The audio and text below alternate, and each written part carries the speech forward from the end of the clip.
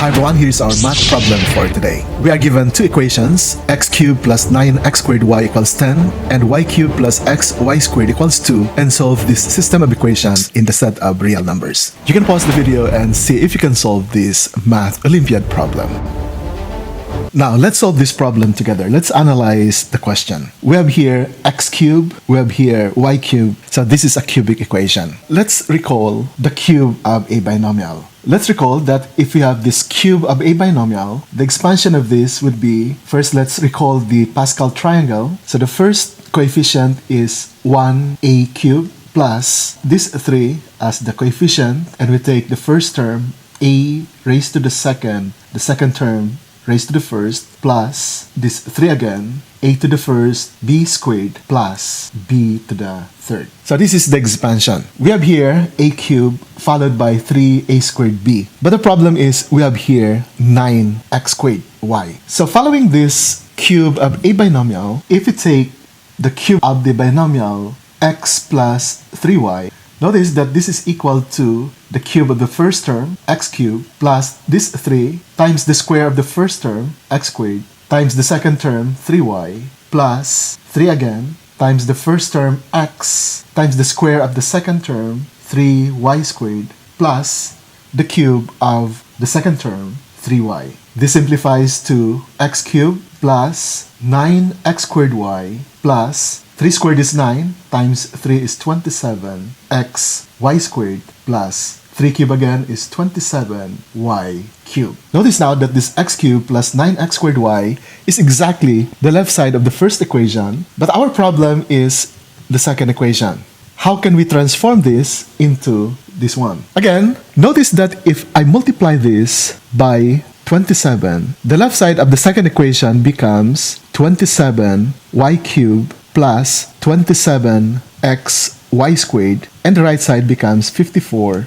Notice now that this part here is exactly the last two terms of the expansion of the cube of x plus 3y. You just have to apply the commutative property here. And that's the beauty of this Math Olympiad problem. So we are now ready to solve this problem. So solving now these two equations simultaneously, where the second equation now is this part, and we arrive at this by multiplying the original second equation by 27. Notice that if we add x cubed plus 9x squared y plus 27y cubed plus 27xy squared, that is this part here, and that is equal to the binomial x plus 3y raised to the third, and the right side becomes 10 plus 54, which is equal to 64. Now, since we are solving this for the set of real numbers, we can just take the cube root of both sides of this equation, and therefore we have x plus 3y is equal to 4, and solving for x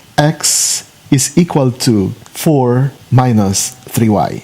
Now, we can substitute this to the first or the second equation. But we will try to avoid the first equation because this is raised to the third and it would be difficult to raise this to the third. So let's take the original second equation. So substituting this to the original second equation, we have y cubed plus, our x now is 4 minus 3y, so we're in this part, times y squared equals 2. And simplifying, we have y cubed plus 4y squared minus 3y cubed equals 2.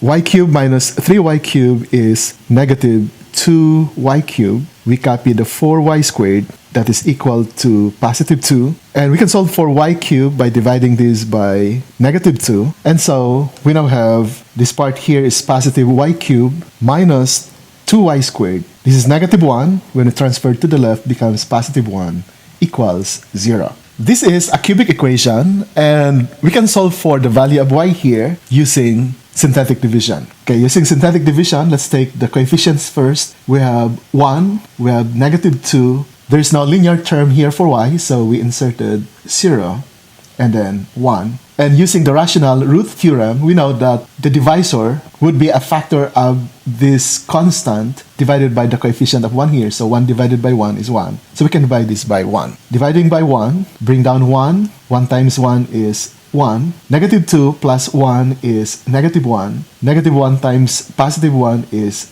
negative 1. 0 plus negative 1 is negative 1. Negative 1 times positive 1 is negative 1. And 1 plus negative 1 is 0. So that means y equals 1 is a solution. Now, since this is cubic, we expect 2 more. This depressed polynomial is equivalent to y squared minus y minus 1 equals 0, which is a familiar quadratic equation. Using quadratic formula, we can show that the root of this is the golden ratio. So let me show you. So using quadratic formula, y is equal to negative b, where our b is negative 1, so that becomes positive 1, plus or minus the square root of b squared, our b is negative 1, and squaring negative 1 is positive 1, minus 4ac. So we have 4 times this 1 here, times our c is negative 1, so this becomes negative 4. So we have minus negative 4 all over 2a, where our a is 1 all over 2, which is equal to 1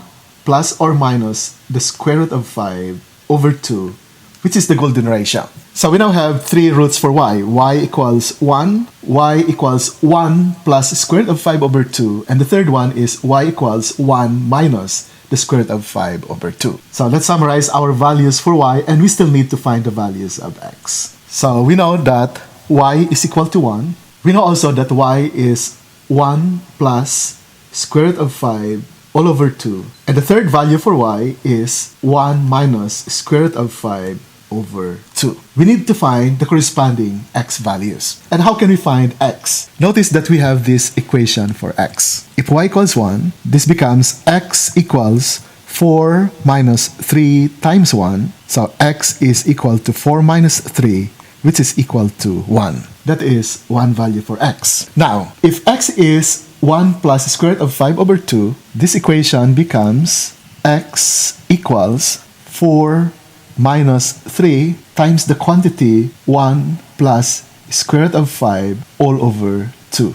Simplifying, this is equal to x equals 4. Distribute negative 3 to this binomial here. Negative 3 times 1 over 2 is negative 3 halves minus 3 square root of 5 over 2. We distribute this monomial factor and we split 1 plus square root of 5 over 2 into 2 fractions. And this gives us x equals 4 minus 3 halves is 5 over 2 minus 3 square root of 5 over 2, which we can write as 1 fraction, 5 minus 3 square root of 5 over 2. So, when y is 1 plus square root of 5 over 2, x is 5 minus 3 square root of 5 over 2. Then when y is 1 minus square root of 5 over 2, we use again the same formula. X is equal to 4 minus 3 times 1 minus square root of 5 all over 2, which is equal to 4 minus 3 halves plus 3 square root of 5 over 2. So 2 times 4 is 8 minus 3 is 5 over 2 plus 3 square root of 5 over 2, which can be written as 1 fraction, 5 plus 3 square root of 5 over 2, which is now the remaining x value. So to summarize now our answers, we have 3 ordered pairs. If x is 1, y is 1. The other one is when x is 5 minus 3 square root of 5 over 2, y is 1 plus square root of 5 over 2. And the other solution is when x is 5 plus 3 square root of 5 all over 2, y is 1 minus square root of 5 over 2. So these are the solutions to this system of equations. So thank you very much, and we hope to see you again in our next video.